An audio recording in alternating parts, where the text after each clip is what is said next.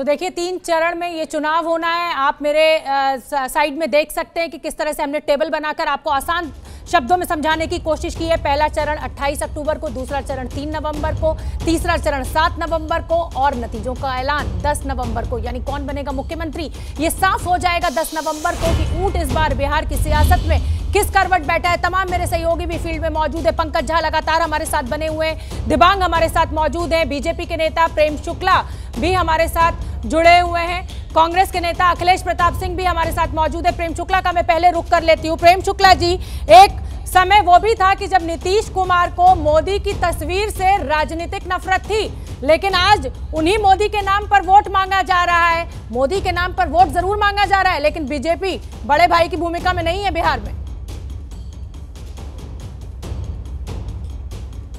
देखिए, मोदी जी की स्वीकार्यता तो बढ़ी है, ये आप ही स्वीकार रही हैं। तो इसका सीधा अर्थ है आज मोदी जी प्रधानमंत्री है और मोदी जी के प्रधानमंत्रित्व में, मोदी जी के नेतृत्व में बिहार का चुनाव लड़ा जाएगा और मोदी जी के नेतृत्व में होगा और आदरणीय नीतीश कुमार रूप से प्रत्याशी हैं। तो ऐसे में मुझे लगता है कि किसी प्रकार का कोई बाधा नहीं है विकासवाद पर। बीजेपी की मजबूरी है नीतीश कुमार को मानना, क्योंकि कोशिश तो पिछले दिनों में तमाम की गई बीजेपी की तरफ से। प्रेम शुक्ला जी, देखिए, आप उसका किसी तरह का नहीं, आप विश्लेषण करने के लिए मुक्त हैं, लेकिन भारतीय जनता पार्टी ने नीतीश कुमार को मुख्यमंत्री बनाने से लेकर मुख्यमंत्री पद पर बरकरार रखने में भारतीय जनता पार्टी की भूमिका अविस्मरणीय है और कोई इसको भुला नहीं सकता। ठीक है, मेरे साथ अखिलेश प्रताप सिंह जी भी कांग्रेस के नेता हैं, जुड़े हुए हैं। अखिलेश प्रताप जी, तारीखों का ऐलान हो गया है, लेकिन आप तो मतलब कहीं दिखाई नहीं दे रहे हैं। आरजेडी सामने आ रही है, बीजेपी सामने आ रही है, जेडीयू सामने आ रही है, लेकिन कांग्रेस गायब है। नहीं, हमें ऐसी अपेक्षा थी आपसे, हमें आप लोगों से ऐसी अपेक्षा थी कि कांग्रेस गायब है और आप अपना एजेंडे पे और अपने लक्ष्य पे चल रही हैं। आपको आपका लक्ष्य और आपका एजेंडा मुबारक हो। आप फील्ड में मौजूद हैं। अखिलेश जी, मैं आपसे पूछ रही हूँ, मैं आपसे सर्टिफिकेट मुझे नहीं चाहिए, हम पॉलिटिकल लोग हैं, मेरे रिपोर्टर मौजूद है फील्ड में। जनता से वो तो है, उसमें कहा आपका रिपोर्टर फील्ड में मौजूद हैं, लेकिन आपको हम लोग नहीं दिख रहे हैं, तो हमें आपसे सर्टिफिकेट नहीं चाहिए। आपको अपना मुबारक हो, गोदी मीडिया गिरी मुबारक हो, ये गोदियापा आपको मुबारक हो। यही तो आपकी समस्या है। सवाल मैंने प्रेम शुक्ला जी से भी पूछा कि मोदी की तस्वीर पर चुनाव लड़ा जा रहा है, लेकिन बीजेपी बड़े भाई की भूमिका में नहीं है। लेकिन आपने एजेंडा बना लिया है कि आपको मीडिया को कोसना है, अपनी असफलता का ठीकरा हमारे सिर पर फोड़ना है। आप अपना बयान सुन लें दोबारा। आपने कहा आप तो कहीं दिख ही नहीं रहे, आपने अपना जजमेंट सुना दिया। आप किस तरह से बायर्स हैं उस पे आप नहीं जा रही हैं। चलिए, आप जवाब दे दीजिए, आप अपनी तैयारियां बता दीजिए। आप छोड़िए मेरी बात को, आप अपना जवाब दे दीजिए। क्या तैयारियां चुनाव को लेकर?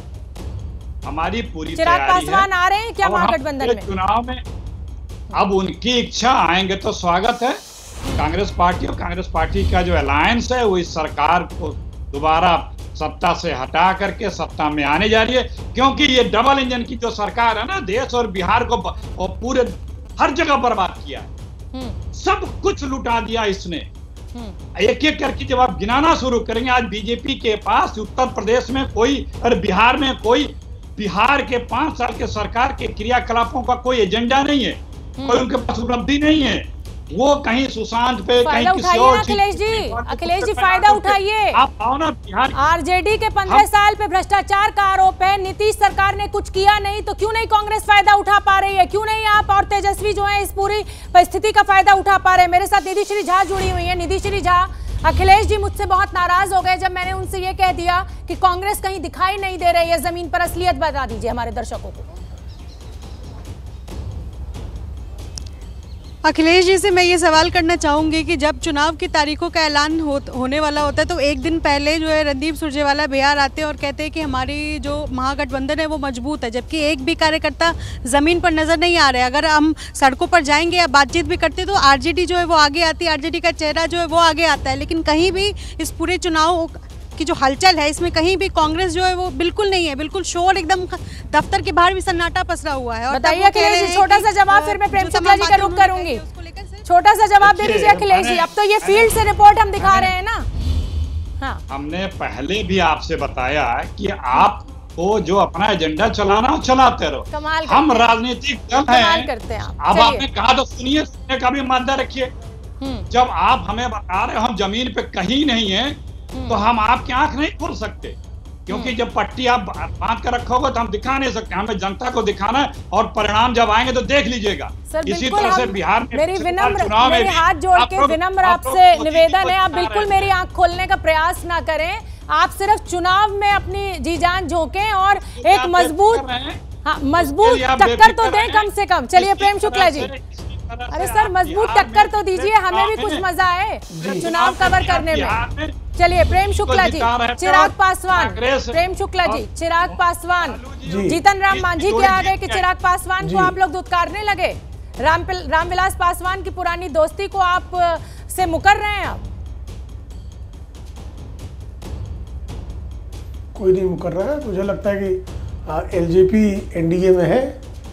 कोई भी जो है चिराग पासवान जी को, आदरणीय रामविलास पासवान जी को कोई नकार नहीं रहा है।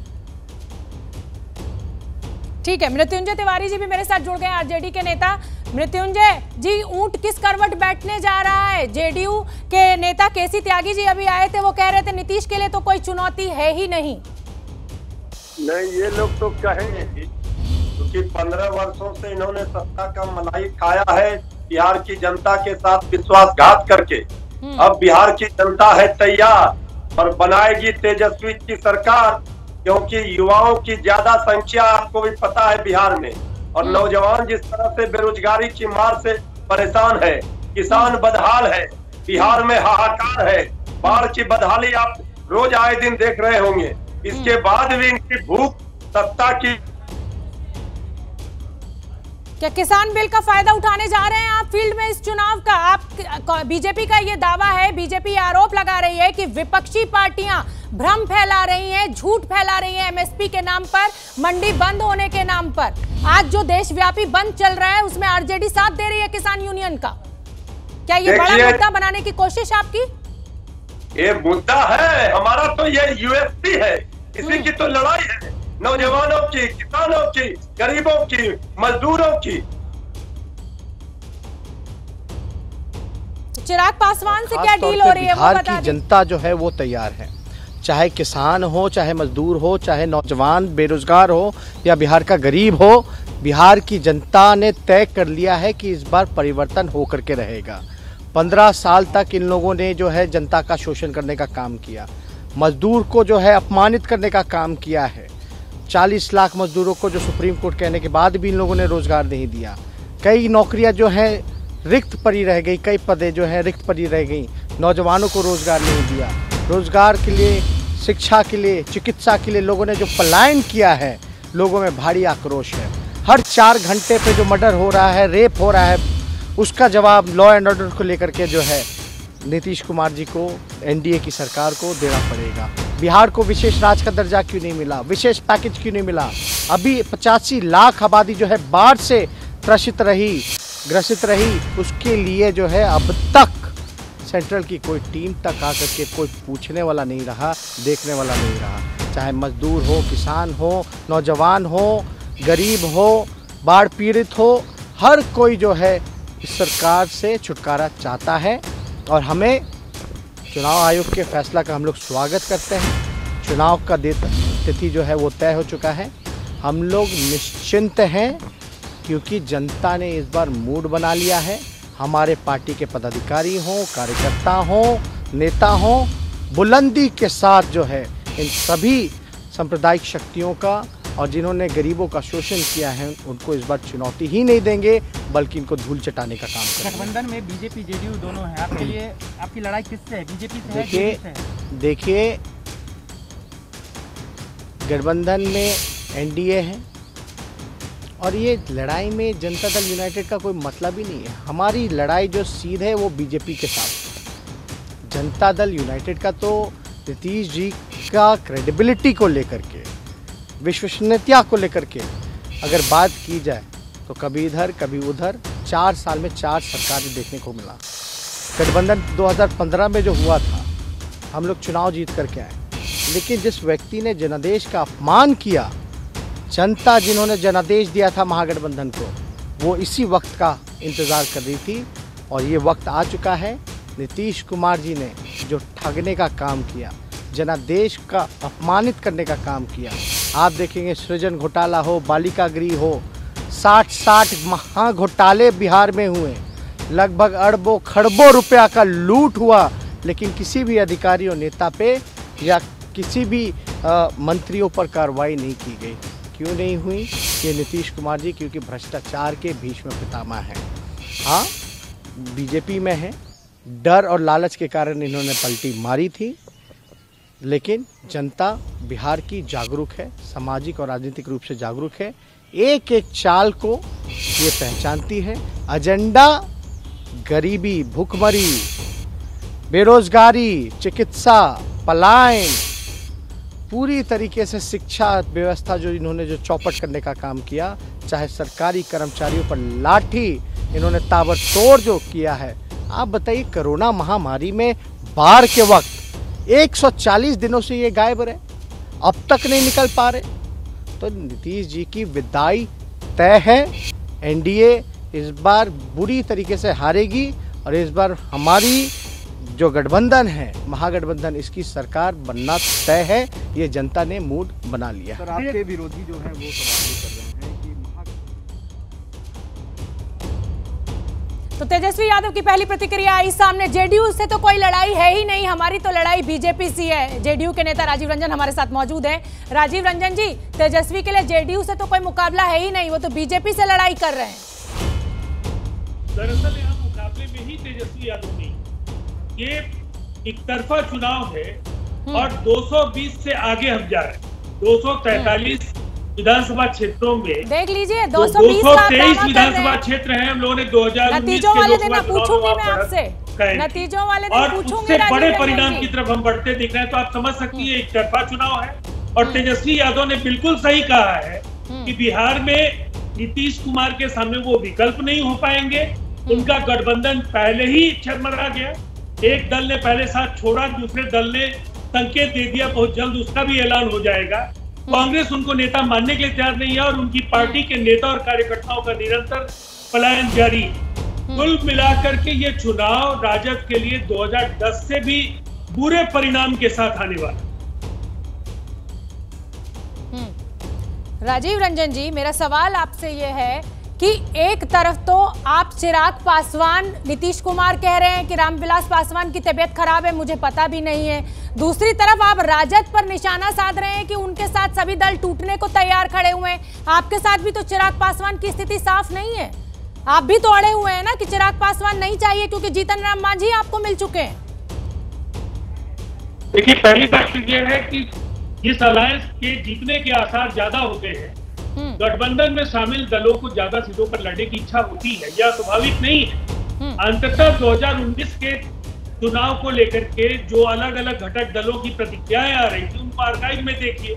और एक बार जब अनाउंसमेंट हो गया, साझा ऐलान हो गया, उसके बाद सभी दल मिलकर लड़े और 40 में 39 हम जीते।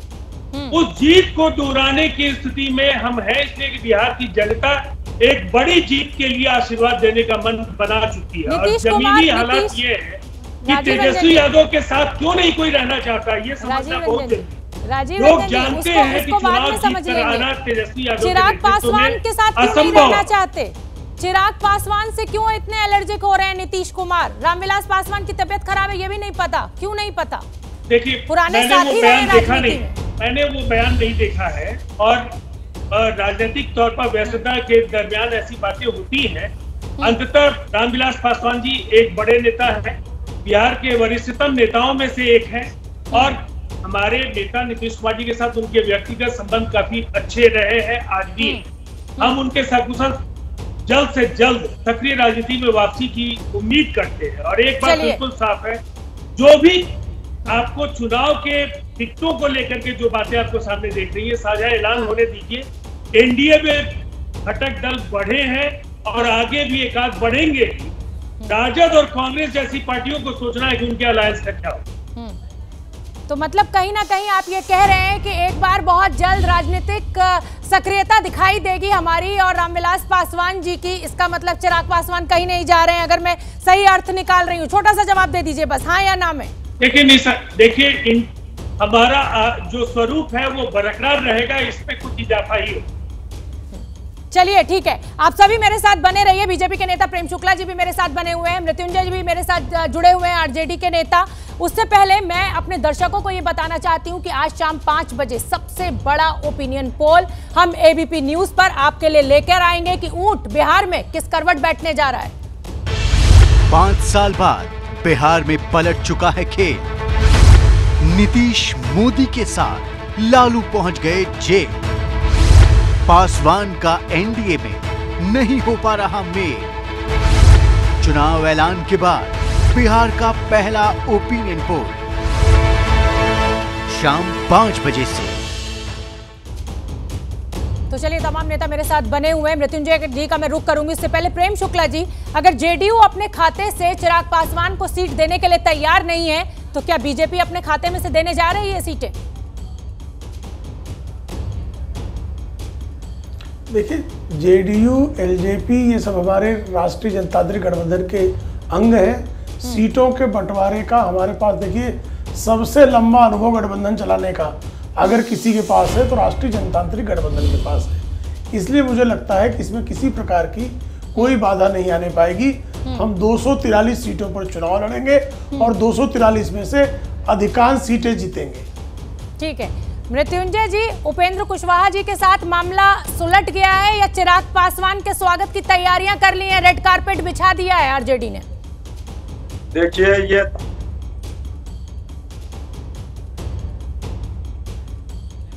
तेजस्वी यादव जी की ओर आ रहा। उपेंद्र कुशवाहा जी को अपमानित होना पड़ा था एनडीए, सम्मान वहां हुआ है, तो हम लोगों ने इस सम्मान को, इसमें हमारा दोष नहीं है। जब उपेंद्र कुशवाहा जी केंद्रीय मंत्रिमंडल में थे, त्याग पत्र देके आए, हम लोगों ने 5 सीट उनको दिया। यहाँ तो हमारे पास नेता है, नीति है, नियत साफ है और बिहार की जनता तैयार है इस बात तेजस्वी यादव जी की सरकार बनाने के लिए। आप देख रहे हैं किस तरह से बेरोजगारी की मार हो, चाहे किसान की बदहाली हो। बिहार में आज 2 पोस्टर आदरणीय नरेंद्र मोदी जी, आदरणीय नीतीश कुमार जी की लगी हुई है और इसी पोस्टर को लेकर के 5 वर्ष पहले क्या बवाल हुआ था। काले का थाली आगे से खींच लिया गया था, नीतीश कुमार जी ने बीजेपी के सामने। तो मतलब आप पुराना अपमान याद दिला के उनको रोकने की कोशिश कर रहे हैं, कुल मिला के लबो-लुबान ये है। राजीव रंजन जी, देखिए, बीती बातों को विसरने का वक्त है। देश आज कहीं न कहीं नरेंद्र मोदी जी के नेतृत्व में जिस तरह से नई ऊंचाइयों को हासिल कर रहा है और बिहार ने 15 वर्षों में जो इतिहास रचा है, 2 परफॉर्मर्स दुनिया के बेहतरीन राजनीतिक सितारे आगे अलायंस में हैं, तो इस पर राजद को क्या परेशानी है? राजद को तो गिनती के दिन अपने काट लेने चाहिए। वंशवाद की बुनियाद पर खड़ी पार्टियों के लिए आने वाला समय बहुत अच्छा नहीं है। ठीक है राजीव रंजन जी, 2015 याद दिलाना चाहती हूँ, जैसे मोदी जी के भाषण थे वो आप भी जानते हैं, और जो नीतीश कुमार कहते थे, आपको तो मोदी जी की तस्वीर से भी राजनीतिक नफरत थी और अब आप उसी मोदी की तस्वीर पर वोट मांग रहे हैं और शायद यही सियासत है। दुनिया आज नरेंद्र मोदी जी को कहीं न कहीं स्वीकार करती है, पसंद करती है। हिंदुस्तान में एक ऐसे लोकप्रिय राजनेता के तौर पर उनको देखा जा रहा है, जिन्होंने 5-6 वर्षों में जो तस्वीर बदली है वो शायद इसके पहले के हुक्मरान नहीं कर पाए। और बिहार भी परफॉर्मर के भरोसे ही 15 वर्षों तक चला। तो आज अगर 2 परफॉर्मर्स एक जगह है तो राजद जिसका अतीत क्या है, राजद के सुप्रीमो जेल की सलाखों के पीछे है। राजीव रंजन जी, इसको मौका परस्ती भी कहते हैं। सुन लीजिए सर, इसको मौका परस्ती भी कहते हैं, क्योंकि आपको पता है कि एंटी इनकम्बेंसी के चलते हुए आप चुनाव विरोधी लहर, जेडीयू विरोधी लहर का ना आपको नुकसान ना हो जाए, इसलिए आप मोदी की लोकप्रियता को कैश करना चाहते हैं। सीधे सीधे खुल के कहिए ना सर, जब सियासत कर रहे हैं तो खुल के कीजिए ना, लाग लपेट क्यों? कर पाएंगे ना, ये नहीं मैं कर वही पाएंगे। कह रहा हूं जो जनता कह रही है। बिहार में राजद जैसी पार्टियों के लिए कोई जगह नहीं। जनता ने मन से निर्वाचित किया है, दिल से निर्वाचित किया। 22 एमएलए की पार्टी नीतीश जी से मिलने के पहले ये हो चुके थे। उससे भी बुरी स्थिति में इनको जाना है। लालू जी की विरासत से जब जनता डरती थी तब तक तो बात नहीं, लेकिन लालू जी की विरासत से उनके बेटे डर है। अब समझ लीजिए कि उनकी तस्वीर नहीं लगाएंगे और ये हम पर जब प्रहार करेंगे तो हम तो इनको याद करेंगे, तो जनता क्या भूल पाएगी कि लालू जी कई सुपुत्र है, तेजस्वी जी का धोखा क्या किया। राजीव रंजन जी, मुझे तो ऐसा लग रहा है, किन मुद्दों पर संघर्ष, राजीव रंजन जी, मुझे तो ऐसा लग रहा है कि सरकार विरोधी लहर, एंटी इनकम्बेंसी के चलते हुए आप मोदी के नाम का इस्तेमाल कर रहे हैं, आपकी मजबूरी है। दिबांग मेरे साथ जुड़े हुए हैं। दिबांग, मैं आपकी टिप्पणी चाहूंगी इस पर। मुझे दिबांग को लाने दीजिए। राजीव रंजन जी, दिबांग वरिष्ठ सहयोगी हैं मेरे, उनको सुन लेते हैं। दिबांग, क्या लग रहा है, ये मौका परस्ती है कि नहीं है कि जिस मोदी की तस्वीर से राजनीतिक नफरत थी नीतीश कुमार को, आज उसी मोदी की तस्वीर पर वोट मांग रहे हैं वो बिहार में? ये तो बात है ही, ये वहां की राजनीति का चरित्र है ही। आप एक साथ लड़के चुनाव लड़ते हैं, फिर आप छोड़ देते हैं मझधार में, दूसरी तरफ चले जाते हैं। ये तो वहां पर इसकी बड़ी आलोचना भी हुई। क्या इनसे पूछना चाहिए जेडीयू से, क्या ये मानते हैं कि जो पहले इन्होंने स्टैंड लिया था वो इनकी गलती थी, इनके नेता की गलती थी? मेरे ख्याल से इसका वो सीधा जवाब नहीं दे पाएंगे। आरजेडी से भी सवाल प्रवक्ता से यही है कि क्या कुशवाहा जो कह रहे हैं कि उनको मुख्यमंत्री बनना चाहिए, उससे वो सहमत हो गए कुशवाहा की अब कौन मुख्यमंत्री होंगे? मेरे ख्याल से दोनों से यही सवाल ले लेती हूँ। तो दिबांग ने मृत्युंजय बड़ा सवाल उठाया है, उपेंद्र कुशवाहा की नजर मुख्यमंत्री की कुर्सी पर है, क्या आप सहमत हैं? देखिए, मुख्यमंत्री की कुर्सी पर तेजस्वी यादव ही होंगे। जनता की पसंद है तेजस्वी यादव जी। उपेंद्र कुशवाहा जी को कहीं जाना है तो बहाना बना रहे हैं। गांधी जी का कोऑर्डिनेशन बहाना था, जाना जेडीयू में था। मुख्यमंत्री तो जनता के पसंद से होगा, जनता की चाहत रखती है जो वही होगा। सबसे बड़े दल के नेता आज तेजस्वी यादव जी सदन में है, नेता विरोधी दल है। इस बात तो जैसे बात नहीं कर सकते। आप टूट करवाना चाहते हैं क्या गठबंधन में? आप तय करके आए हैं कि टूट करवाना है गठबंधन में, जिस तरह की आप बातें कर रहे हैं? नहीं, गठबंधन में कहाँ कोई फूट होने वाली है। गठबंधन तो जाना चाहिए, आप भी तो कह रहे हैं कि कहाँ जाना चाहिए, तो इसका मतलब आप टूट के लिए तैयार हैं? नहीं, उपेंद्र कुशवाहा जी को कहीं जाना है, उनकी अंतरात्मा जग गई है। देखिए, कोई प्रेशर पॉलिटिक्स करे, ब्लैकमेलिंग करे, ये भी तो स्वीकार नहीं किया जा सकता है। चलिए राजीव रंजन जी, 5 सीट दिया था लोकसभा चुनाव में। सबसे पहले राजीव रंजन जी, जैसा कि दिबांग जी ने आपसे यही कहा, मैं भी आपसे उसमें एक सवाल जोड़ना चाहती हूँ कि उस समय मोदी से राजनीतिक नफरत और लालू से मोहब्बत, आज मोदी से मोहब्बत, लालू से नफरत, क्या उस समय गलती थी वो फैसला आपका? एक बात देख लीजिए, 2 दशक से ज्यादा एनडीए के साथ हमारा रिश्ता है और एक छोटे कालखंड में जनता दल यूनाइटेड ने एनडीए से बाहर आकर राज्य के साथ चुनाव लड़ने का फैसला है। मैं राजीव रंजन जी आपको रोज रोक रही हूँ, तेजस्वी यादव जी कुछ कह रहे हैं, उनको सुन लेते हैं। निश्चित है, क्योंकि जनता ने मूड बनाया है। जो मजदूरों को इन लोगों ने बेइज्जत करने का काम किया लॉकडाउन में, जो पैरों में इन लोगों ने छाले देने का काम किया, 1500 किलोमीटर चलाया, और यहाँ आते तो इनकी सरकार ने चिट्ठी लिखी कि भाई मजदूर जो आएगा वो अपराध करेगा। जो व्यवहार इन्होंने मजदूरों के साथ किया, जो कि अपने थे, जो बाढ़ पीड़ितों के साथ किया, 140 दिन तक नीतीश कुमार गायब रहे।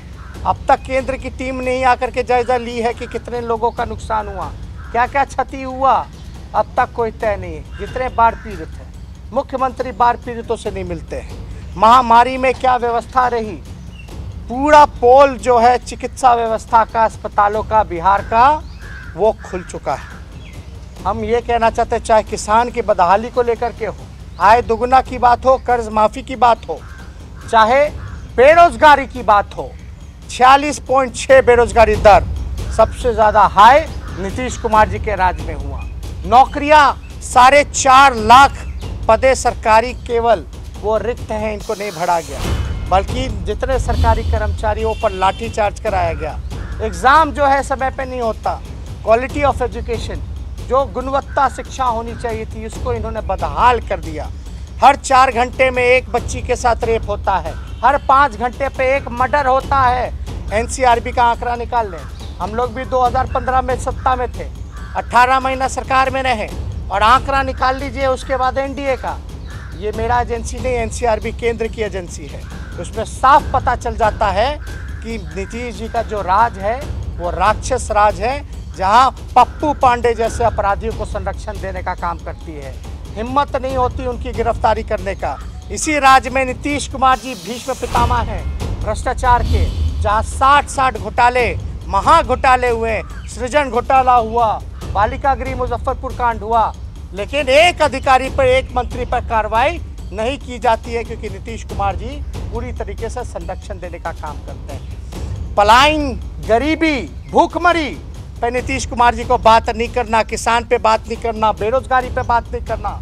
इसलिए ये तय है, बिहार की जनता ने मूड बना लिया, और जो इन्होंने जनादेश का अपमानित करने का काम किया था, जो महागठबंधन को इन्होंने ठगने का काम किया, वोट लेकर के राज कर रहे हैं, जिनको अगुवाई में बिहार के लिए काम किया गया है। आपने देखा है कि हमारे प्रधानमंत्री साफ साफ कहते हैं, जब तक पूर्वी भारत का विकास नहीं होगा, देश का विकास नहीं होगा। और पूर्वी भारत के विकास के लिए बिहार का विकास होना जरूरी है। जितना गंगा नदी पर पुल की घोषणा हुई है, बड़े बड़े नेशनल हाईवे की घोषणा हुई है, नमामि गंगे में जो काम किया गया है, आपने देखा होगा। अभी मेरे विभाग ने बिहार के 45,000 गांव में ऑप्टिकल फाइबर ले जाने का निर्णय किया है सीएससी के माध्यम से। तो ये काम जनता देख रही है। तो भारत सरकार और बिहार सरकार दोनों मिलकर बिहार का विकास करें, और विशेष रूप से बिहार की जनता देश के राष्ट्र के मुद्दों पर भी विश्वास करती है। आज जब चाइना के साथ या पाकिस्तान के साथ अगर भारत की संप्रभुता का समर्थन करने की बात होती है, तो आपने देखा है नरेंद्र मोदी की सरकार ने कितनी हिम्मत से वो साहस दिया है देश को। चाहे वो धारा 370 का विषय हो, बाकी हो, तो बिहार की जनता इन सबों को देखती है। तो राष्ट्र के विकास के मुद्दे, राष्ट्र की सुरक्षा के मुद्दे, और इसके साथ बिहार के विकास का जो काम एनडीए का रहा है, और जो नरेंद्र मोदी जी ने बिहार की चिंता की है विकास की, ये सब जनता के सामने है। और हमें पूरा विश्वास है कि 10 नवंबर को पुनः एनडीए की भारी विजय होगी और बिहार के विकास का क्रम जारी रहेगा। मैं चुनाव आयोग का बहुत धन्यवाद करता हूं।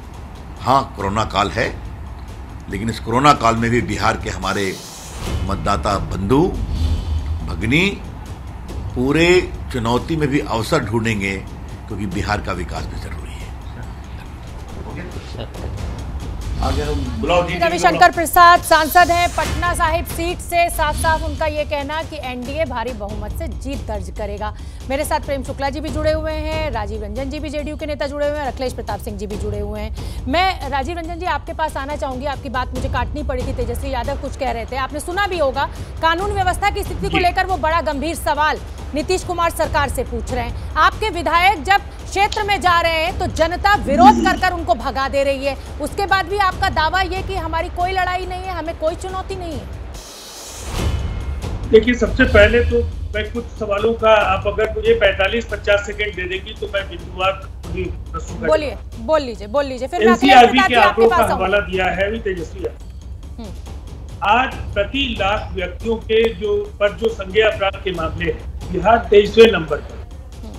महिलाओं के उत्पीड़न के मामले में हम 29वें नंबर, बलात्कार के मामले में 33वें नंबर पर है। एनसीआरबी के आंकड़े आपके सामने होंगे, उनको आप देख सकते हैं। और जहां तक कानून व्यवस्था को लेकर के उनके जो दावे हैं, मैं अब फिर कहेंगे आप 15 साल की बात करें, लेकिन मैं इतना जरूर कहना चाहूंगा, उस दौर को याद करके लोग सिहर जाते हैं, लोग सदमे में चले जाते हैं।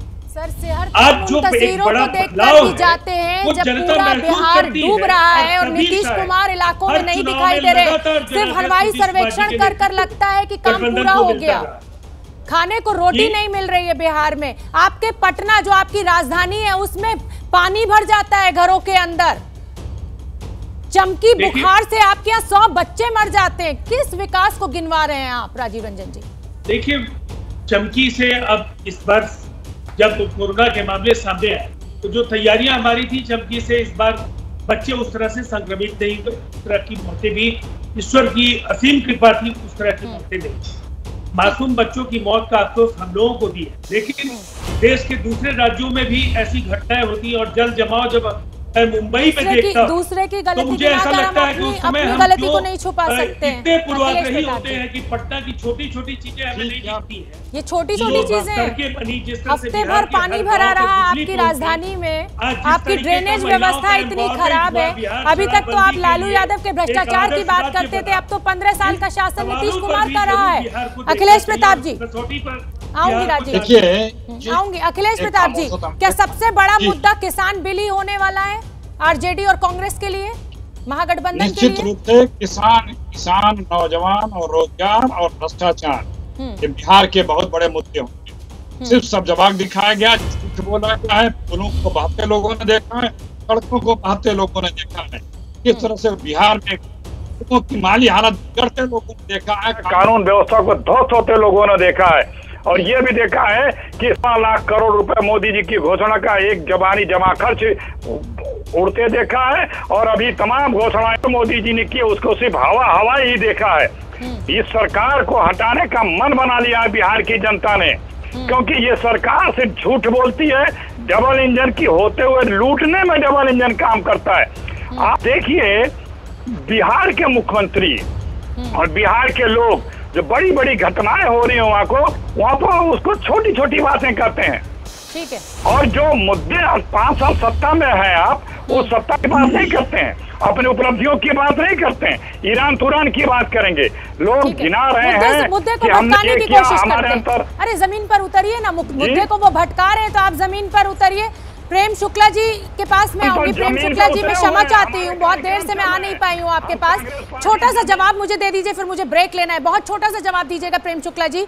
रविशंकर प्रसाद कह रहे हैं पूर्वी भारत का विकास होगा तब भारत का विकास होगा। 6 साल से तो आप भी मोदी जी सत्ता में बैठे हैं और नीतीश कुमार के साथ आपकी मित्रता पुरानी है, क्यों नहीं बिहार का वो विकास हो पाया जिस विकास की आप बात कर रहे हैं? छोटा सा जवाब। आप देख लीजिए ना, बिहार के विकास में यूपीए का 2004 से 2014 का शासनकाल और 2004 से 2020 का शासनकाल देख लीजिए, स्पष्ट दिखाई देगा कि बिहार में विकास हुआ है कि नहीं हुआ है। हजारों करोड़ रुपए की परियोजनाएं, कोसी रेल सेतु परियोजना 2003 में अटल बिहारी वाजपेयी जी की सरकार के समय स्टार्ट हुई, 10 वर्षों में उसको रोक के रख दिया गया। जब मोदी जी की सरकार आई, आज उत्तर बिहार और दक्षिण बिहार को जोड़ने का काम किया है।